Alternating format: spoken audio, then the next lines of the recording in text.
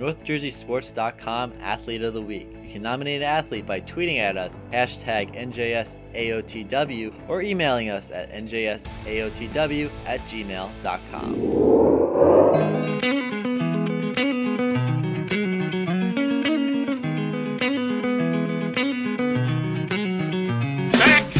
On the Monday Morning Quarterback, NorthJerseySports.com's original multimedia series talking all things football throughout North Jersey. This is Season 4, Episode 4, as we have reached the halfway point for most teams across North Jersey. Halfway to the playoff cutoff.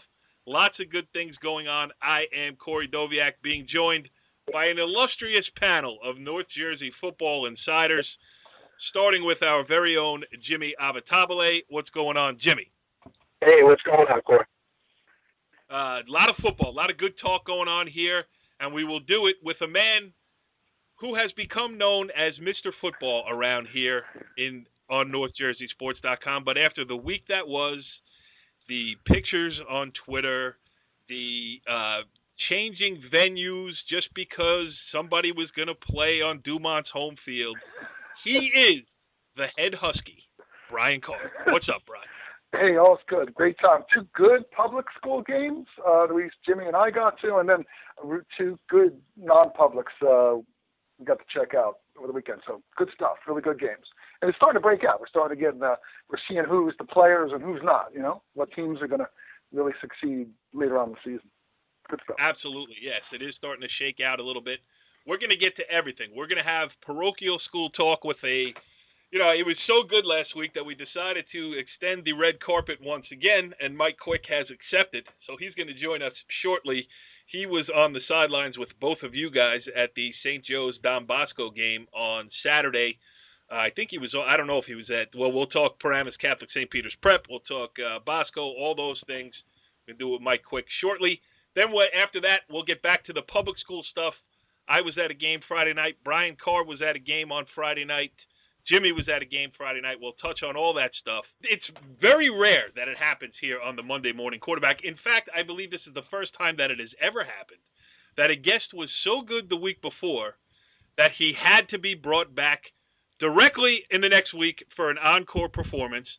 Joining us on the Complete Performance Baseball Academy hotline this week is Mike Quick. Mike, what's going on? What's going on, buddy? How you doing? You notice I even changed the hotline for you. I mean, you burned up our phone line so bad, everybody has to get involved now with the Monday Morning Quarterback. Hey, how about good old number 19 yesterday out there in East Rutherford? Tanner McElvoy, first ever NFL catch, touchdown. Wow. Unbelievable. Jersey boys all over the place.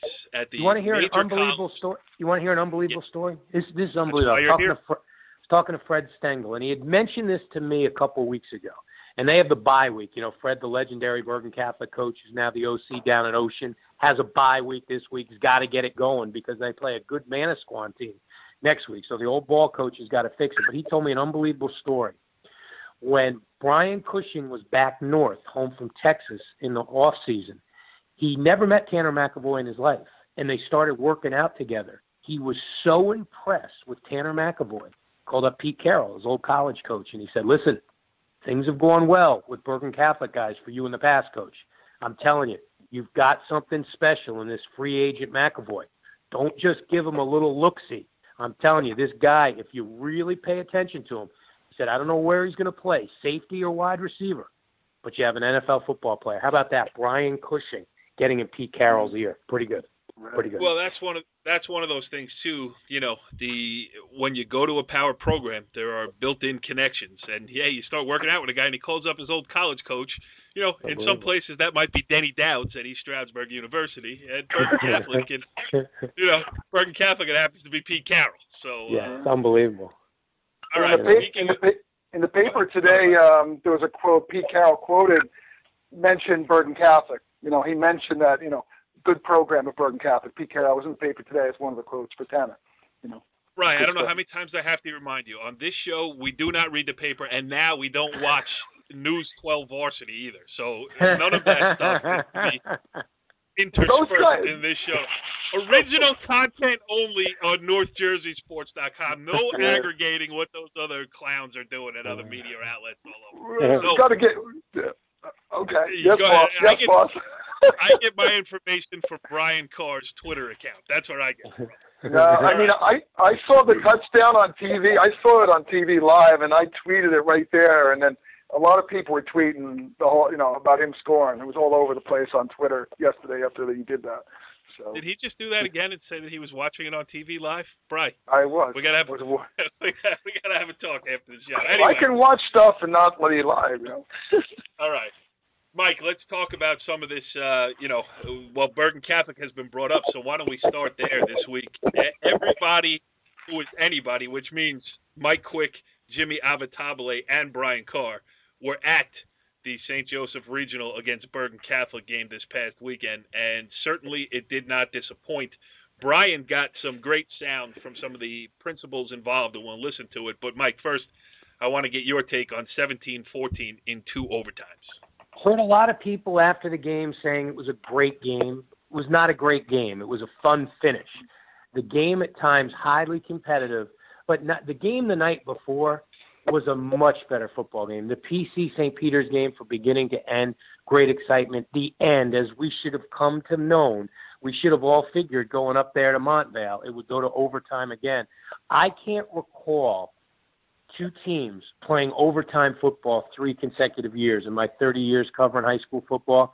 I mean, if you see one team play overtime in a season, it's a lot. But to play the same team 3 years in a row in overtime, and I don't know if BC caught it at the end of the game, but that scene when Augie Hoffman found Tony Karsich, who, he played for, and let's face it, we said it last week on the show, this game was much bigger for St. Joe's than it was Bergen Catholic because they don't play again. And the emotion that Augie showed, I mean, he broke down in Coach's arms. It was as if they had lost to Bergen Catholic when he was a player for Karsich. And it was just, you could see it. And Jimmy knows it too. Because Augie in the second half of that game, he took his emotion to another level, the way he was coaching. Yeah, Jim, you saw that, didn't you? There was no question. I heard him yelling at players, at staff members. I think he even got at Tony a little bit because Tony was on the sidelines. And you can tell he really wanted that game. I mean, we talked to him, and he's always gracious before the game, but he was a little bit tight, and you can see it. And, no matter how many years he's there, a lot of the old guard is always going to compare him to Tony. And I think that's unfair to Augie in a lot of ways. So that was the point I was going to bring up. Yeah, the whole climate has changed with all the recruiting and stuff like that. Tony didn't have to spend his summers. I mean, he could still concentrate on golf. He didn't have to spend his summer seeing who's coming in, who's going out. Let's face it. When Augie played, high school football was a lot better. It was still your neighborhood sport. Now it's become too geographical for me. But not to say there can't be some fun games. But again, fun ending, okay game. I know Nuns was upset, the interception in overtime. And a couple of people told me that. And we were standing right there, Jimmy. I got to be honest. I thought it was an interception, but I did not realize that, a buddy of mine who does some camera work, he actually told me that now that ball hit the ground. But then again, too, guys, I never root in these games. I never do. I do root for kickers. And when Angelo 0 for 4 going for his 5th attempt in that game, I was like, come on, this kid is too good. Because that's a chip shot. That's an extra point for him at the end of the game. I was happy for him that he was able to make that field goal to get out of there with the double overtime victory. Yes, happy for him. And Brian Carr actually caught up with Angelo the Shoe. I'm not going to pretend that I know how to say that last name. So I'm going to go with Angelo the Shoe with the game-winning field goal in overtime. Here's Brian Carr's interview with him after the game. Brian Carr here with North Jersey Sports. I'm up at Montvale, St. Joe's Regional High School. St. Joe's just beat Bergen Catholic, 17-14. I'm here with Angelo Guglielmello. Angelo, also known as the Shoe. Angelo, tell us about your kick, game-winning kick. 2 years in a row we came up short, 2 field goals in overtime 2 years in a row, and we came up a little short. I came out here, I wanted to do it for the team, and that's what I did, especially the seniors. I know it meant a lot for them, so I wasn't going to let myself do anything worse than that. And that's how I came out. I mean, just the pressure. Listen, if you want to be a kicker, you're asking to put yourself in those spots. But you know what, Mike? I think, you said that the difference between the old-time high school football and nowadays is, it used to be you'd see number 55s kicking or number 71s kicking. Now you have specialists. It started with the kid from Bosco, really. What was his name? Pat Murray? Pat Murray, yeah.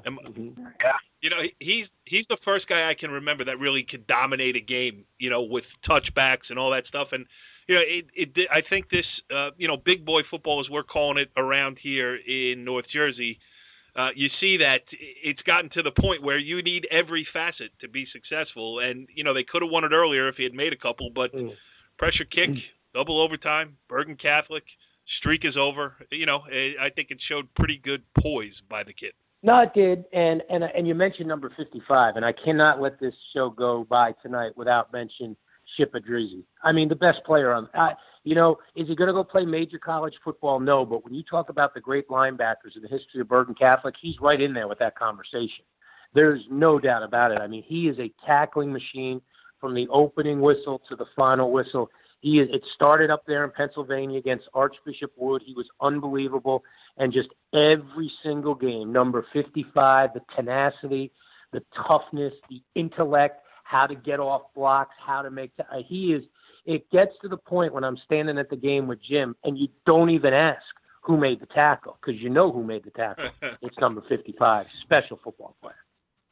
Jimmy said you had the clipboard out this week, Mike. Is that true? Were you charting plays and keeping track of tackles? Well, I was not charting plays, but what I love to do is make little notes on players, within the game. And I think right now it's safe to say, and I think a lot of people, and I talked to some St. Joe's people walking down the hill after the game, just fans of football, and I think to a man, everybody said, if McKenzie is at 100%, and if that quarterback, I'm telling you, they don't make him much tougher than Johnny Langan. Second week in a row, he plays on one leg. If Langan's healthy on Saturday afternoon up there at Montvale, Bergen Catholic wins that game. There's no question about it. This team, when you want to say you're a year ahead, you can't be a year ahead when you're as good as you are right now. They maybe were a year ahead after they beat Tampa Jesuit or whatever that school was. But right now, if they're thinking, okay, you know what, we're going to be good next year, shame on them. This team has the components to win the whole thing, as does everybody. Everybody.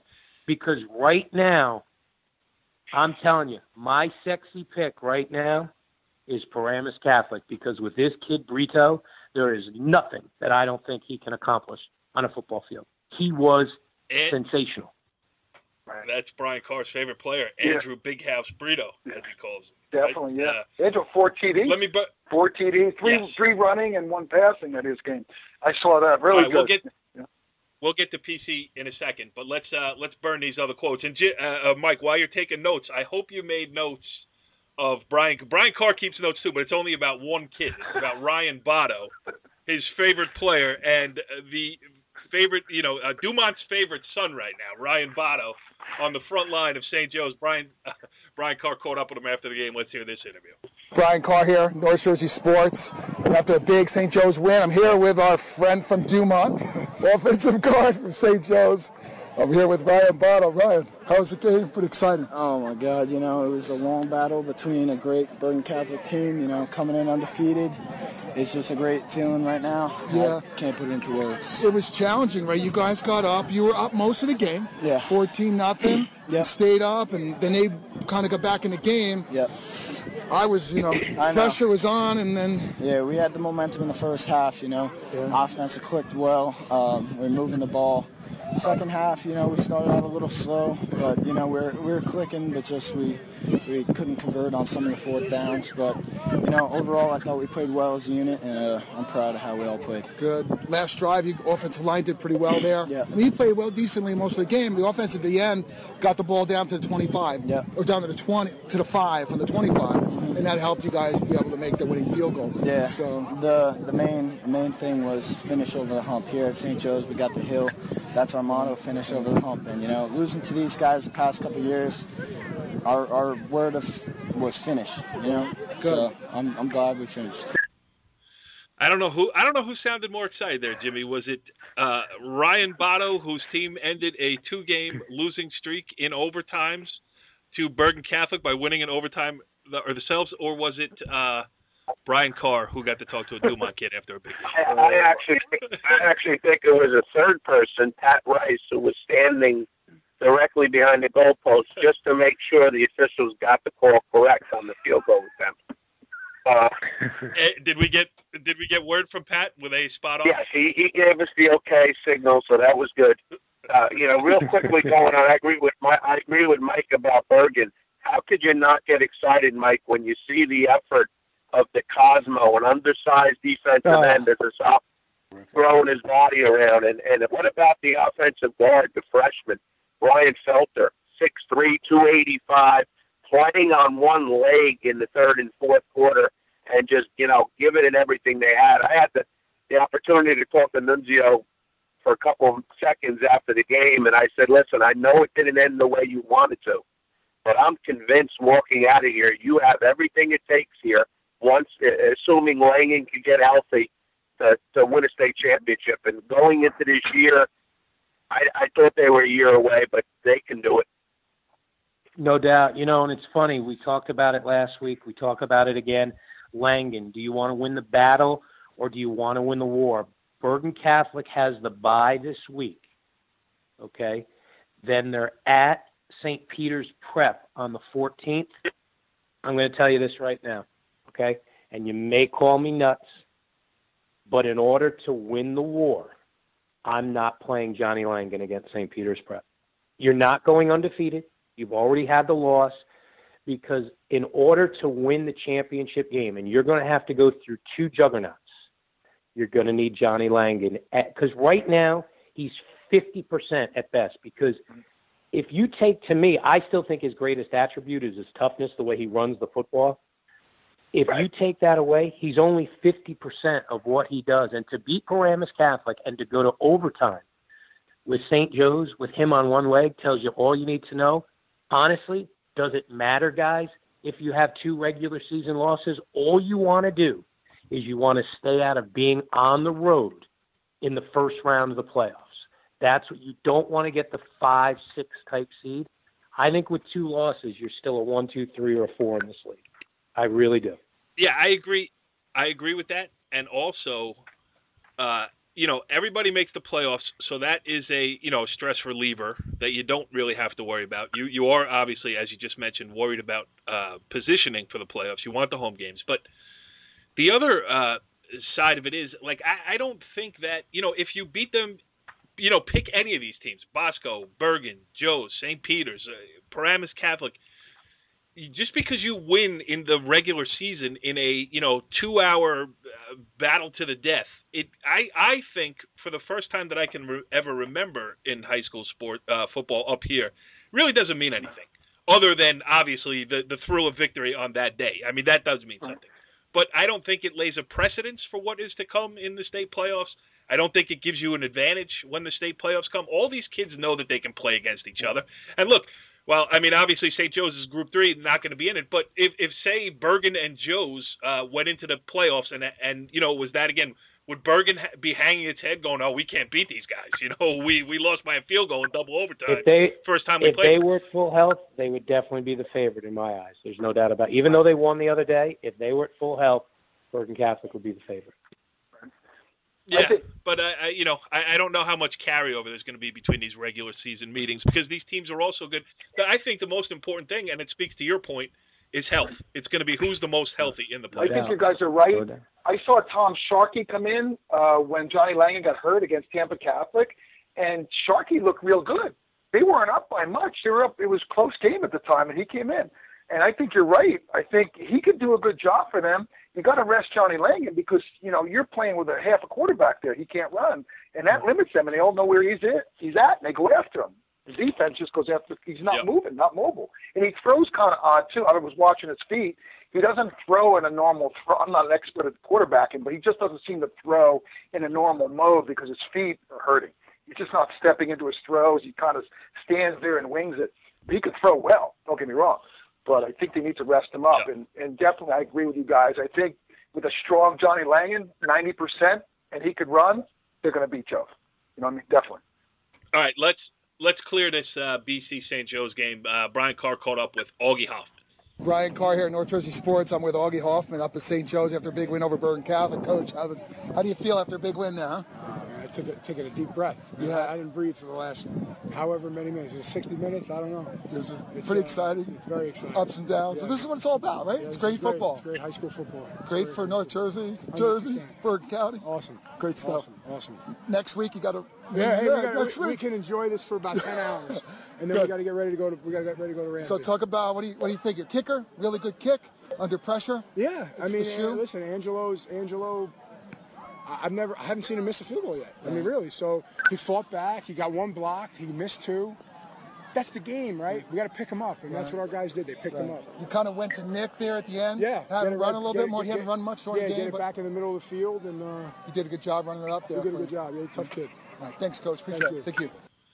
All right, good one from Augie Hoffman there. Last interview of Brian Carr, catching up with the captain of the St. Joseph's Green Knights, Mark Duran. Mark Duran, right? Yeah. Brian Carr here at St. Joe's after a big St. Joe's victory over Bergen Catholic. I'm here with Mark Doran. Mark Doran, how'd you feel about the game? Pretty excited. It's awesome to get them back for the past 2 years. When we saw it in overtime, we missed that field goal. We gave everything we got on that one field to block it, and then, came out with victorious, so it's great. Great feeling. Yeah. Challenging game. You guys got up. We're up. They came back. Hey, a lot of momentum switch changed at the end. Missed field goals. And how is it? You calm and collected out there? Yeah, they're a great team. It's awesome playing them every year. So we expected a big game, a good game. We've gone to overtime the past 3 out of the past 4 years, so now 4 out of the past 5, so it was expected. Yeah, the defense really saved the day. You guys intercepted them, and then you got the field goal in the next, series. So exciting football. Yeah, definitely. I mean, all Johnny Langan competitor, Josh McKenzie competitor. To be able to stop that offense, it means something. Yeah, look, Nick Patty on that last drive on offense really. Running the ball. They gave him run the ball. He hasn't run much for the game.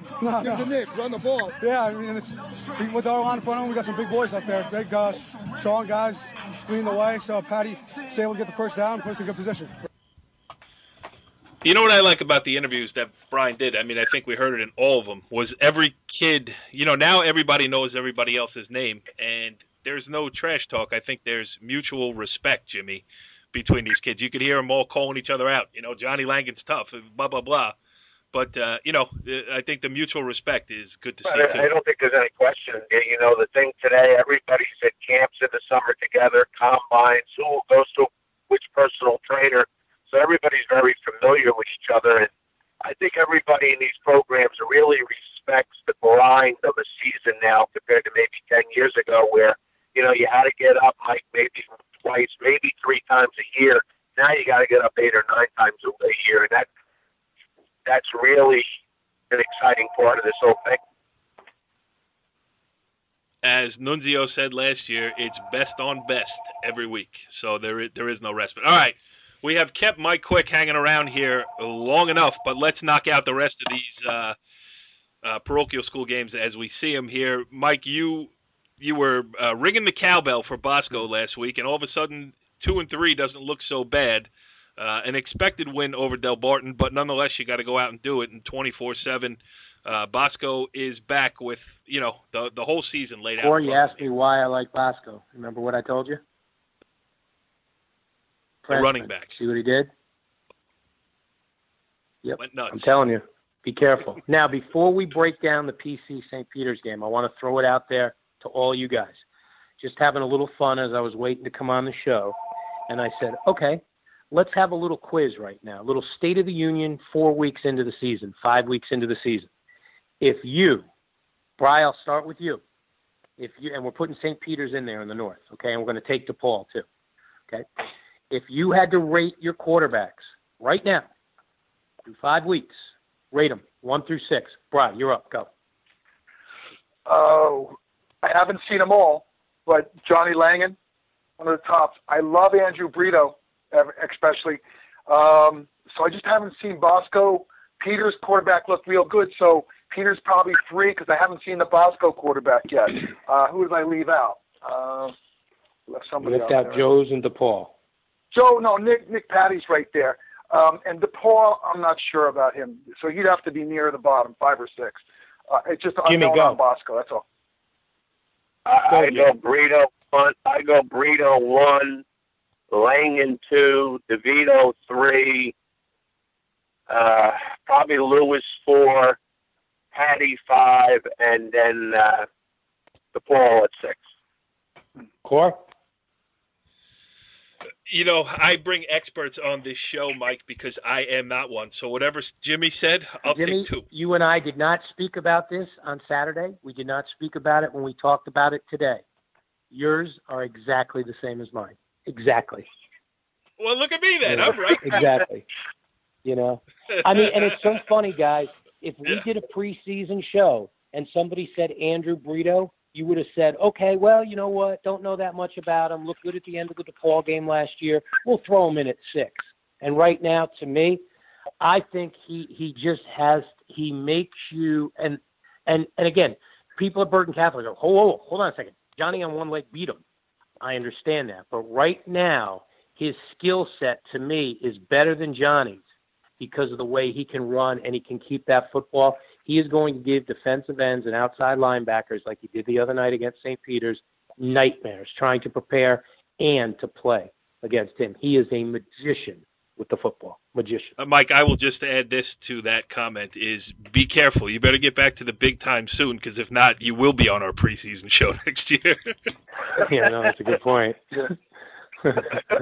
Hey, I agree with you. Hey, Mike, he's a good – Andrew, I interviewed him at the Big House. I was out there after the game, and he played excellent that game. He was excellent that game. And then he made a few mistakes this past week. He had that interception. But he came back, scored 3 running touchdowns. And then did you see that pump fake? I saw the pump up. Well, that's the thing. He took the entire left side of the St. Peter's defense with 2:25 left in that game. Everybody bid on it. And then he hits Pearson coming across the middle. You couldn't play it any better. I got to be honest, though. And coming out of the timeout, I'm thinking, oh, my God, this is a disaster. Their personnel, they were all over the place. I wasn't sure if they had another timeout left, but if they had one, I thought maybe they should have taken it. They just got the snap off. And, my gosh, it was so chaotic. It almost, as the way it played out, you almost said to yourself, could they have done that purposely just to confuse St. Peter's? But I will say this, as good as Brito was, and he was the best high school player on the field that night by far, and I know St. Peter's Prep has 1,000 guys already committed to Division I schools. The best player as far as a future college player is the junior, Shane Simon. He is electrifying. He's as good as you see. And I mean, that's what a major college football player looks like as a junior in high school. I mean, just sensational. All right, good stuff. The other one, DePaul got off the schneid. They beat Hudson Catholic 42-6. Good for them. And DePaul's got to play probably what's going to be a very angry St. Peter's Prep team next week. So it'll be interesting to see where it goes from there. But anyway, listen, Mike Quick, the open invitation stands. We hope to have you back in the very near future. And listen, if you're not doing anything else, pal, the Monday morning quarterback is always here for you. Hey, can I ask you a question? The Monday morning quarterback is done on Monday night. Yeah. All right. That's a good thing here because this gives me a chance to – all right. I should mention this at the beginning of the show, but I always forget because I'm very scatterbrained. So I will mention our Twitter. It's at NJSCom. So tweet us, follow us, you get updates on when the show's, but all that stuff. And also, if you're in the mood, why don't you tweet us an idea for a new name? I hate the Monday morning quarterback. It's so played out. Everybody in the world does it. I mean, you look on YouTube, there's 47,000 different versions of the Monday morning quarterback. You're right. We tape it on Monday night. And usually, if it's a busy day, it doesn't get posted until Tuesday. So it has nothing to do with anything that we are doing here on NorthJerseySports.com. So, Mike, thank you for bringing it up and giving me the platform to beg for assistance to change the name. And if, again, I got one for you. How about put a voice on it? That means you'll have to come back every week. Oh, that's very nice. I like that. All right. right. So if you're looking for old shows, check us out on YouTube, youtube.com/North Jersey Sports. As I mentioned, NJS.com. We have a Facebook page, too, but I hate Facebook, so I'm not even going to bring that up. Anyway, but I will say, Mike Quick, always a pleasure to have you on, pal. And, let's keep in touch. And I'm going to keep asking you to come on until you say no. Awesome. Thanks. All right, Brian, Jimbo. Gore. Thanks, guys. See you later. Well, interesting stuff there. As expected, Jimmy, Mike Quick delivers once again. Hey, listen, it's just a pleasure to be around him at a football game. It's really like having an encyclopedia there on the sideline, and his passion for high school sports. We talked about it last week. It's a shame what happened to him, but you can feel his juices starting to get going, and he'll be back very, very soon. Yes, hashtag boycott News 12 Varsity. It should be trending on Twitter again. But, he broke down the parochial stuff as only Mike Quick can do it. That leaves it up to us to go over some of the public school stuff that happened in the weekend past. And let's start where you were, Jimmy. It was highly anticipated. It didn't turn out to be the kind of game that maybe a lot of people expected. Hasbrook Heights 34, Cresskill 6. What'd you like about the Aviators? You're talking about Hasbrook Heights and Cresskill. First of all, that's been a big rival from back in the 80s. So every time they play, it's always a intense game. Hasbrook Heights quarterback Frank Quattrone injured a lot last year. Wasn't able to show his full ability as a running quarterback. Broke an 79-yard run first possession on a quarterback counter. Went the distance for a touchdown. He scored 4 touchdowns in the game. And Hasbrook Heights offense is flying right now. They jumped out 14-0. Cresskill came out right before the half, picked off a pass, ran it down to the 1-yard line and scored to make it 14-6. Missed a 2-point conversion, so at halftime, Hasbrook Heights had dominated the game, but Cresskill was right there. What do good teams do? They come out in the third quarter. They went on a big drive. Frankie Quattrone again scores on a touchdown, and they just took the ball and went down the field consistently in the second half, and they won 34-6. I just want to mention, we talk a lot about the big parochials for good reason and the big players. How about Johnny Arado, the 155-pound inside linebacker, about 5'5", very good wrestler, just giving you everything he's got on both sides of the ball. That's the beauty of Group 1 and 2 football. That kid at 155 pounds can go out there and make a difference in the game.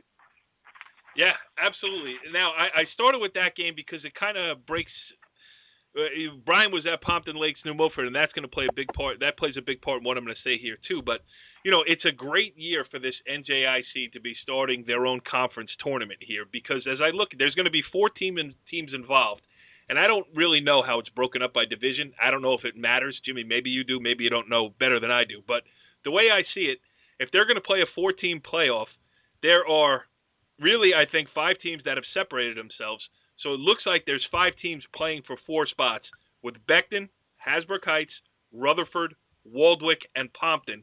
And Rutherford and Waldwick play this week in a game that's really big and that I may go cover. So the NJIC, this is a great scenario for them to kick off this new era of having their own conference tournament. Yeah, it's very exciting. It gives you something else to play for. I know some of the Hasbrook Heights kids, talking to them before the game, they're excited about this. And why wouldn't you? You can consider yourself the best of the league, not just one division, the best of the league. And that's pretty exciting. They're trying to eliminate a lot of these 50-0 games, and you're certainly going to eliminate it with, going to semifinals and best 4 playing each other. I remember when go ahead, Brian. I was going to say, they were doing the same, like Jimmy just said, over at Pompton Lakes at that game.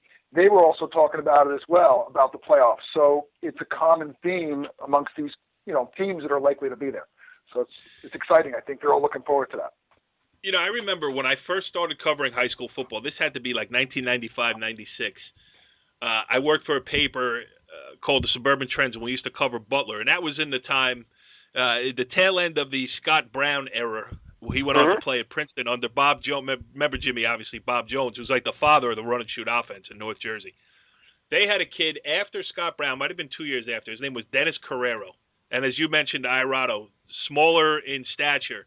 He was the quarterback for Butler teams, and I'm telling you, he looked like Fran Tarkenton. He could run around in the back, for a half hour, fake out 14 guys, throw a ball downfield.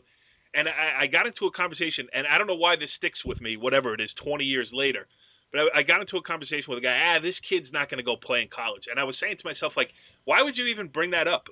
This is high school football. This kid is dominating at his level right now, and it's just fun to sit here and watch him play. So if that's what high school football is all about. It's not about what comes next. It's about what's happening now.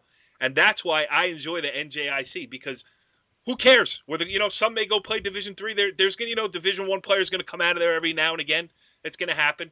Even if they don't go on to play in college, it doesn't mean that the kid is not a good or great high school football player at this present moment. Absolutely. Going back to Hasbrook Heights. Coach Del Caso, it's always fun on the sidelines with him. That's one of the most zany sideline coaching staffs going. But, I was perusing through one of our friends, Pat Rice's excellent website, BergenPacificFootball.com, about the history of Hasbrook Heights football.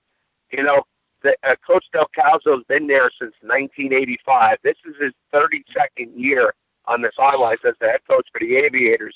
He's had one losing season, and at the Group 1 level to accomplish something like that, it's just an incredible accomplishment. Pal Park guy, Jimmy. You don't have to rub it in. Wow. Yes, my point is, yes, I know how hard it is to win at the Group 1 level, and he's been doing it for 32 straight years. It's crazy. All right, so more NJIC action, because Brian Carr had promised to go down to Hasbrook. Yep, down to that. But then I get this frantic text, hey, did you hear that they're moving the Pompton Lakes New Milford game to Dumont? I'm going to Dumont. So Brian Carr stays in his hometown and went out and give us your impressions. 42-20, Pompton Lakes improves to 3-0. New Milford suffered its first loss of the season. They are now 2-1. Well, first let me say, for me, the commute, I could have walked there. So, but I didn't walk. Yeah, I could have walked, but it was raining. I didn't know if the rain was going to really come down. It stayed misty the whole time. So, but I know it's a home field. I know the field. I walk on the track, so it feels. I know where to go, what to do. I feel like I'm at home. So, but anyway, the game very similar to Jimmy's game at Hasbrook Heights. There, you saw it a little bit different. Where in this case, New Milford controlled the first half. Chris Correa, the running back from New Milford, he was out of control. They couldn't stop him. He ran for 130 yards in the first half.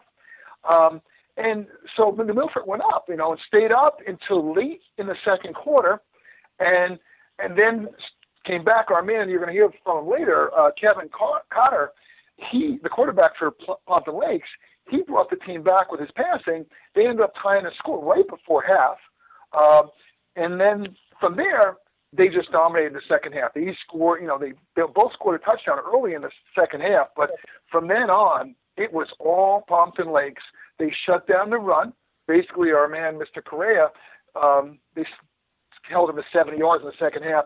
Milford doesn't have a big passing game. That's one of the things they got to get together. If they're going to play for any championships, they got to be able to pass. And the passing is a little light, and they need to get better on that. So really, at that point, once they stopped the running of New Milford, then it was all Pompton Lakes. And the kid, I'm telling you, he was hitting his players. Kevin Cotter, bullets. He was on target at basically 5 touchdowns. So he was on fire, and his guys were catching the ball. He was throwing them out there. The kids would go out and get them. They weren't just throwing them lazy shoves. He was throwing nice passes. They had to go get them. So it was a pretty exciting game, and they dominated. They rolled in the second half and dominated. So it kind of wasn't close, but it was close, and before we got into the fourth quarter. So it was an exciting game.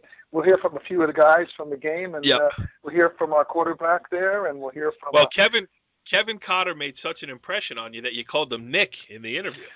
Yeah, it's hard to remember all these names. But hey, one other comment before I forget. One other comment. Go ahead. Like John Arano from Hasbrook Heights, there's a kid at Pompton Lakes. His name is Chris Greco.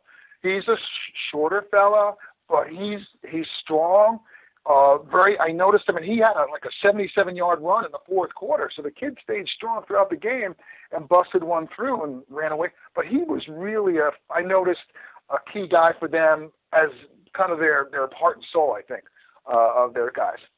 So. All right, let's hear from Kevin Cotter. And I cut out the Nick part. I shouldn't have even brought that up, Brad. I was going to do you a solid, and then I decided to throw you under the bus. Here. Okay. Brian Carr here with North Jersey Sports. I'm on the field at Dumont High School after a big Pompton Lakes victory over New Milford, 42-20. I'm here with Kevin Cotter. Kevin, tell me about the game. Well, from the start, we had a bye week, so we had extra preparation for the game. And New Milford's a big rival to us, so we were ready. We came here ready. Started off good, then we started slowing down a little bit, but halftime came, we decided we had to pick it up. Right. So we got all, because last year we went down, same score, we went down by a touchdown, and we ended up losing. Yeah. We didn't want that again, so we came, and halftime came, and everyone stepped up. My old line did great, picking up everybody, helping our running backs, helping me. Couldn't have done it without them. And we just succeeded on our plays and did great. Right. What do you think, early in the first half, they seemed to have control, a little momentum. You guys kind of flipped it, took control, got a lead going. And the second half came out, scored, got the lead, and really kept control the rest of the game. What do you think you guys did different to help, that momentum to regain the momentum? Well, it started off, we hated last year. We hated losing by that touchdown. So we went to halftime, and we made some fixes, adjusted to what they were doing, and we decided that we didn't want to end that way again. Right. So we picked it up, we succeeded with all our plays, and ended up doing everything what we wanted to do and winning. You know what, Jimmy? When Pompton Lakes is good, it's nothing fancy. It's Saturday afternoon games on grass at Hirschfield Park. It's pro sets. It's a tight end. It's a fullback, and they impose their will. It sounds like that's the way Pompton Lakes has won games under Scott Mahoney in the past, and that's what they did at Brian's game on Friday night. No question. Coach Mahoney is one of the most underrated coaches. Big school, small school, parochial, public. And I'll tell you what, we mentioned when they went through that great run a couple of years ago how well that team tackles. And they continue to tackle. All I heard about the game on Friday night defensively is how well they tackled, because a kid like Correa, if you don't tackle, he's going to put up big, big numbers. And Pompton Lakes last year, I believe they might have lost 3 or 4 games by a total of 9 points. And we saw that tough loss last year to Glen Rock. And we were very impressed with the quarterback. And sure enough, Friday night, he goes out there and really lights it up. Yeah, let's hear from Scott Mahoney. Brian Carr here with Coach Mahoney, Pompton Lakes, after a big 42-20 victory at Dumont High School against New Milford. Tell us about the game, Coach. How do you think your team did? I think we stayed with ourselves and just kept the focus on ourselves, and we just kept pushing, and we did what we wanted to do. It was a great game. These are the type of games you live for. Rivalry games and in division. All that good stuff. And my kids overcame. And that now is a big step for us. Talk about quarterback had a really good game. Kevin Cotter. Kevin's been playing great. And also too, it helps. He had the whole year under his belt. We lost a couple close ones at the end of last year, and he really went to work, focusing on finishing some games. And we put a couple new things in for him this year. Because he's got the experience, and it really worked. Right. I noticed your running back, Chris Greco. Thank you, Coach Bartlett. Coach Chris Greco, fire plug guy. Hustling, he's moving, really hard charging. Tell us about Chris a little bit. Chris is a great athlete. He does everything well. And that's exactly what it is. We're throwing the ball great, but we still have that run dimension. So we'll throw it or we'll run it. And that makes for a well-balanced team. So Chris can do a lot. Frankie picked up a little bit there. We haven't used a fullback in the last couple of years, and Frankie picked up the ball a little bit in there in the end of the second half. Got some tough yardage. He's big, he's strong, and Cole comes in and does a great. So we really have 3 guys we go with, but you're right. Chris was fresh there at the end, right. and it showed. Using the 3 guys helped, and he was fresh to go, and we had to get him going. Yeah, defense was really solid second half. Yep. You shut them down. They got 1 score in the second half, missed the extra point. Yep. And it stayed 21-20 for a while. And we made a couple adjustments at halftime, moved some guys a little bit, got them in a little different stance, and it really helped us. They're good up front, and that's their game. Come at you with that line, and we just had to just stay with it. Thanks, Coach. Right. Good luck the rest of the year. Good stuff there, Brian. Let's finish out this game with you catching up with Pompton Lakes wide receiver Nick McDonald. Brian Carr here at North Jersey Sports. I'm with Nick McDonald, Pompton Lakes High School. Big victory over New Milford, rivalry game, 42-20. Nick, couple touchdown catches. How was your game? What do you think? Man, it was awesome. The whole team did a great job. The linemen worked their butts off. Kevin worked his butt off. All the receivers worked their butt off.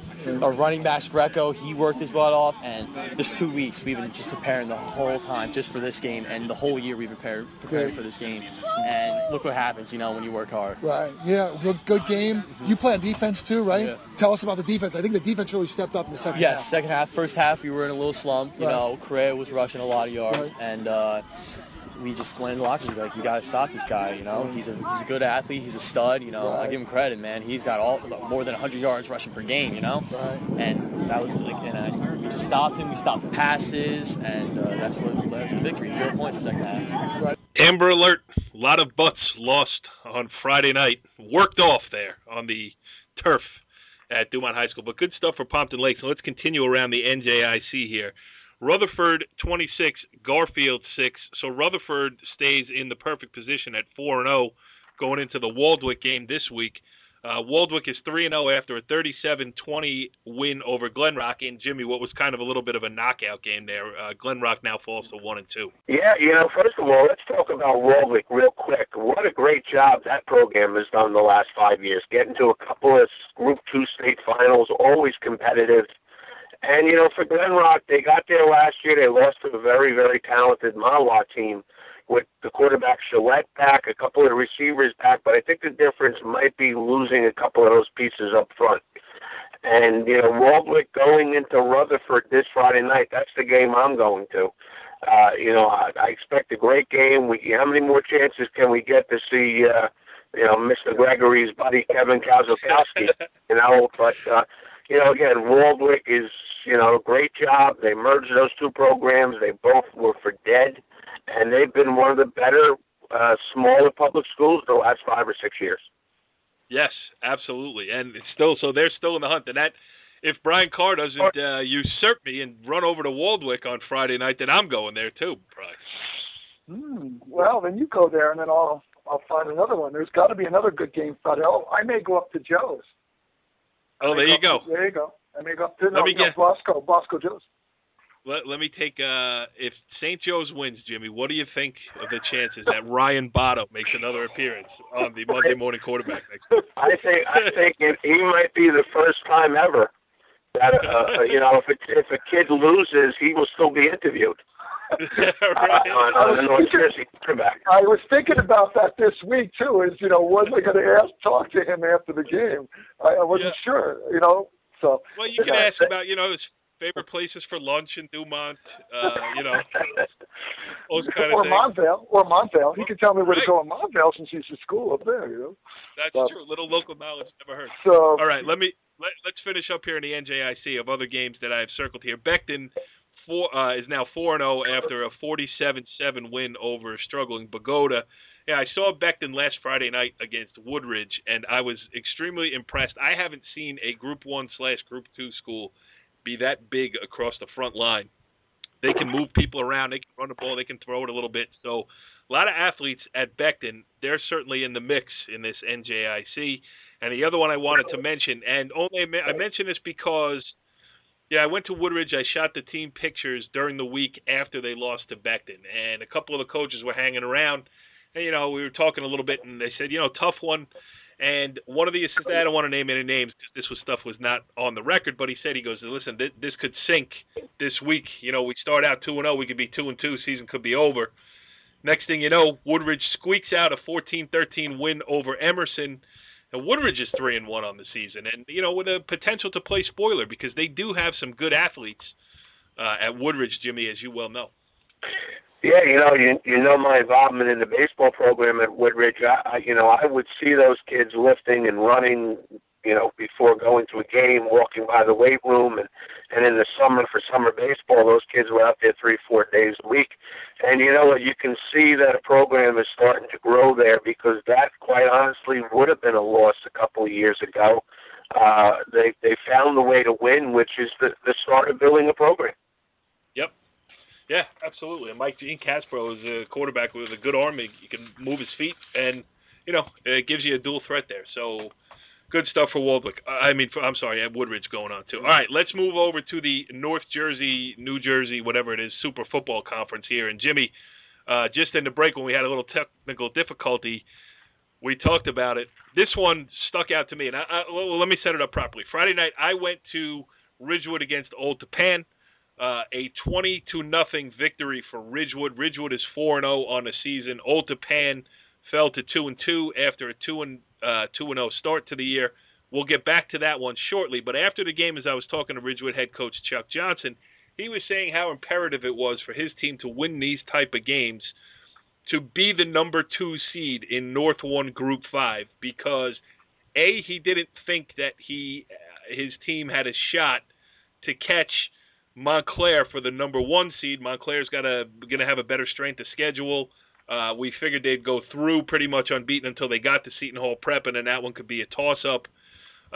So we spent about 5 minutes talking about that during our conversation, only to wake up the next day and find out that Montclair fell to 2-1 with on the short end of a 7-0 score against Union City, and Union City improved to 3-1. Jimmy, that's a shocker. A lot of people said the Demarest win over Ramapo was a shocker, which it was. To me, this is a bigger one. I think it was a foregone conclusion in a lot of football fans' minds in North 1 Group 5 that it was you might as well give the trophy to Montclair before the season started. A very talented team, a team that had a lot of experience last year. They added a couple of big transfers in. And I'm pretty good friends with some of the Montclair fans. I got a call at halftime. In a panicked voice, it was 0-0. I was a little bit shocked, and I tried to talk them off the ledge by saying, "Hey, you're the more talented team. You'll find a way." And about an hour later, I got a text that they had lost 7-0. A shocking, loss coming off a bye week, included. And it might give hope to the Ridgewoods and the Passaic Techs and the Union Cities and maybe even a third one, to shock somebody. Ridgewood now might get that number 1 seed, and the key is to stay away from Montclair on their half of the bracket and only face them in the final. Yeah, absolutely. So Ridgewood 20-0 against Old Tappan in a game that took about 15 minutes to play. I mean, both teams like to run the ball, Ridgewood especially. And it broke down just like a Ridgewood game. When Ridgewood is successful, these are the things they do. If there was a manual for that over Chuck Johnson's 30-plus years, it would have been the game tape of Friday night. Bend but don't break in the middle of the field. Blitz like crazy when the other team gets into the red zone. They picked off 4 passes, returned 1 for a touchdown. That first one put them ahead in the game, and when Ridgewood gets ahead in the game, we know what they do. They'll never throw the ball. Zach Fiegels is an outstanding athlete. Listen, if you're going to play that wing T offense, it's all predicated on winning the battle of field position. And that's where, Fiegels is a good athlete. He's not just a punter. Everybody hears that name and knows, his dad was an NFL punter. But the kid's a good athlete. He actually scored a touchdown later on.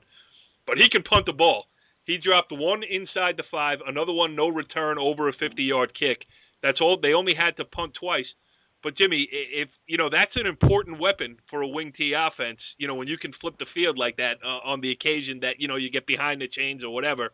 And, they having Fiegels, other teams got to go a long field against Ridgewood. There's no question. He's the most dominant punter in North Jersey. There are a couple other very good ones, including Mr. Wiskowski at Paramus Catholic, but by far Fiegels is the best, and it really complements that Ridgewood ground game. The key to Ridgewood, obviously, defensively playing against them is win first down. Yep.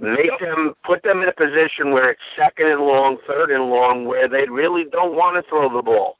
If you can do that, you have an opportunity to beat them. If you're going to give them 2nd and 5s and 3rd and 1s, it's going to be a really long night. They're going to play field position, as you mentioned.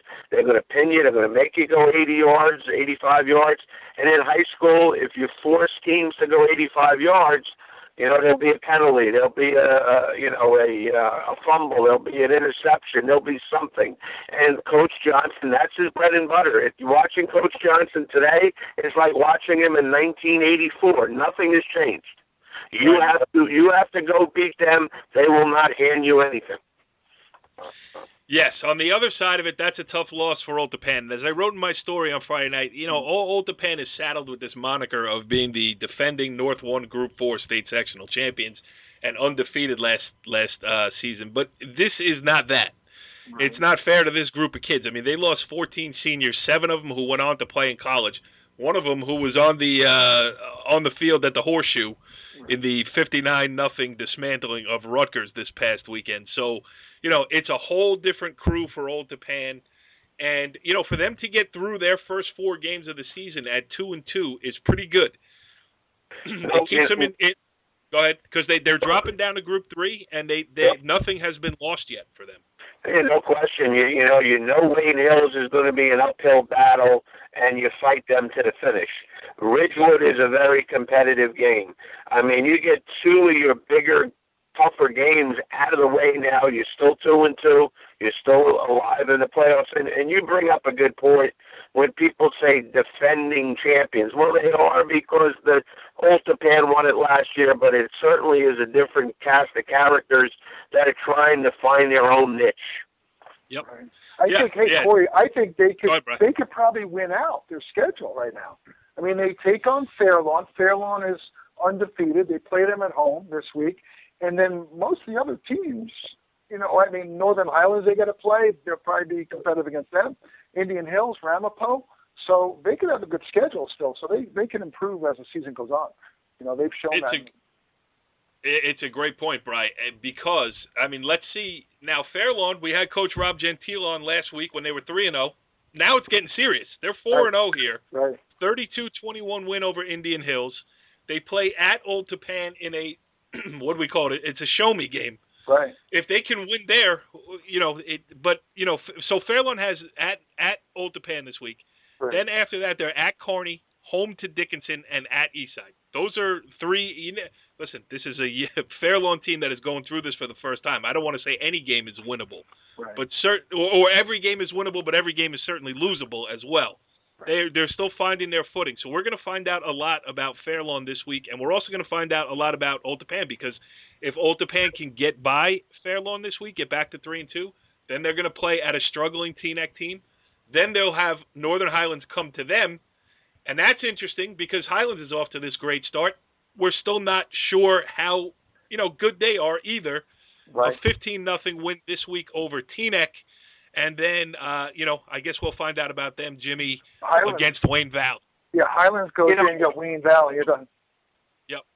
It's always That's right. It's always interesting to see programs that are not known for being successful.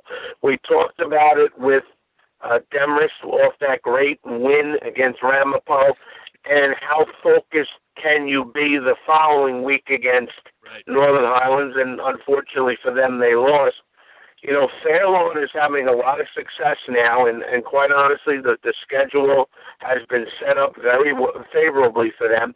Let's see if they can remain focused this week. So, I like to see the game within the game, those type of teams that aren't used to success, how it works out that next week. When everybody's patting you on the shoulder in the hallways, everybody's excited, do you allow yourself to sit back on your laurels a little bit? Yeah. Hey, because if Fairlawn wins this game Friday night at Old Japan, and I have a sneaking suspicion Brian Carr might be in attendance, but if they do win this game, they're going to go undefeated for the regular season, because this is the show-me game, and if they get through this one, or at least the regular season leading up to the cutoff, they'll be 8-0 at the cutoff, I think. There's a very good shot if they can get through those 3 teams you mentioned, Dickinson, Kearney, and the last team. I mean, they're certainly not Howard teams, and if Fairlawn could stay healthy, could pick up a win against Altaban, stay healthy, they could be an 8-0 team and really throw a wrench into that North 1 Group 5 seeding. Yep. So that'll be pretty interesting.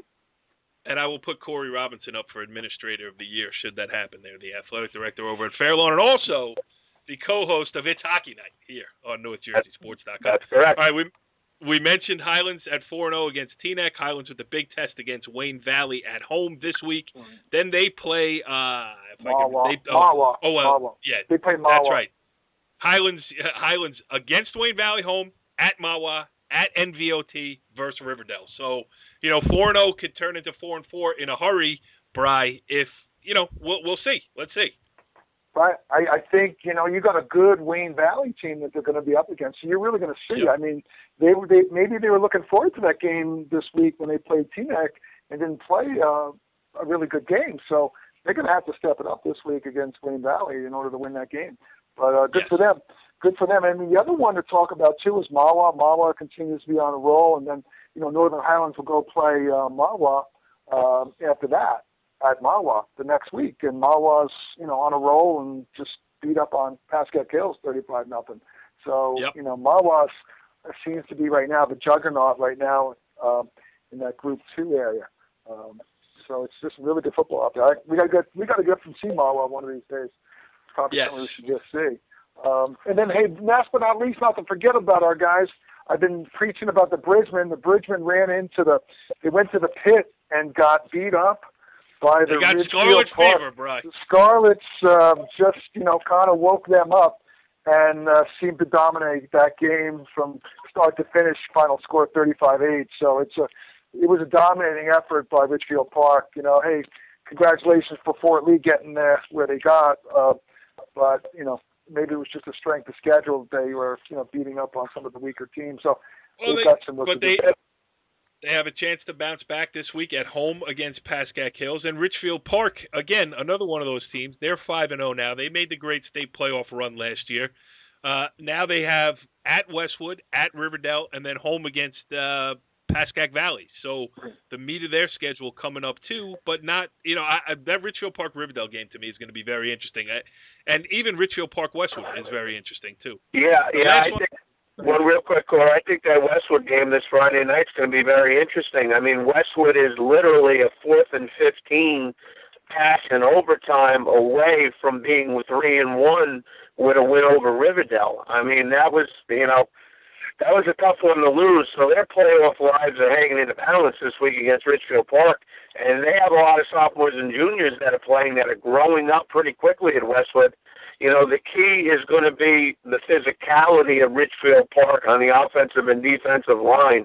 They totally dismantled Westwood last year up front.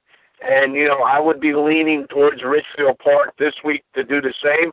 But, Westwood's come along. Yep.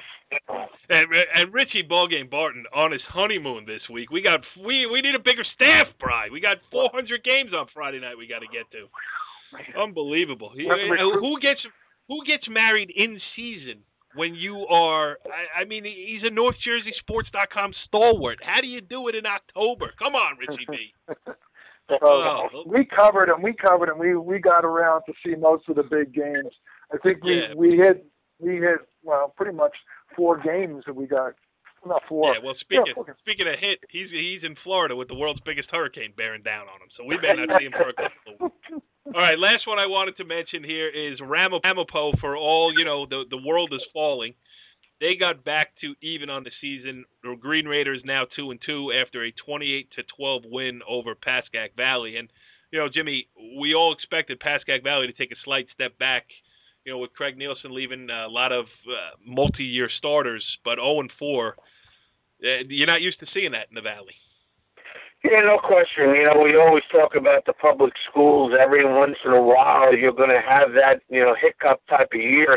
When you lose the amount of 2- and 3-year starters they did last year, it's very tough from an experience factor to play young kids and not take a step down. I mean, Coach Cusimano, obviously a tremendous player at Passaic Valley, went to Syracuse, been an assistant there, and, that's a program they'll recover. I'm sure as the season goes on, they'll get better and better. And in the future will be bright again with the Indians. Yeah, and I will say this too. For a team, as you mentioned, that lost everybody with a brand, first-year head coach, and we've been talking about schedules a lot this year and how some teams have had favorable schedules. Pascack Valley has about as tough a public school schedule as any team. I mean, Riverdale opened the season at Old Tappan, then they played at Nutley, which was where people thought they'd get, reset themselves. They didn't get that one anyway. So now they got Ramapo, and Ramapo's spitting angry because of how their season started. Then they host Wayne Hills, then they're at Demarest, then they're at Richfield Park. I mean, there's not a game that they should win until week 8 on their schedule. And so, again, no moral victories, and you got to play the ones that are in front of you, but the schedule maker didn't do Pascack Valley any favors here in this year transition for them. But listen, I don't know what else we could say. We've been over every game. We've had every expert. We've had Dumont talk. We've had, whatever you need, we got it here on the Monday Morning Quarterback. And we will be back next week, same time, same station, unless somebody dials in on Twitter here with a better name for this show. We will see how that plays out. Until then, boys, enjoy your football weekend. Jimmy, thank you. Thank you. Brian Carr, outstanding as always. Keep it coming. And now listen, I'm a seasoned veteran of the journalism game. I've been doing this for a long time. Just know the name of the person that you're talking to before you interview. I'm trying to talk Corey, I have one question before we go off the air, Corey. Have you been able to find out the freshman record at Northern Valley Old Tappan? Oh. Now, listen, as a taxpayer in the Northern Valley, I think I should be entitled to that information. I went right up to the top. I went to Dr. Bruce Sabatini, who is the principal of Northern Valley Regional High School, demanding an Old Tappan freshman football Twitter feed, and we'll see if my protestations have fallen on deaf ears. But, Jimmy, I am working hard to effort you that information. Follow the leader.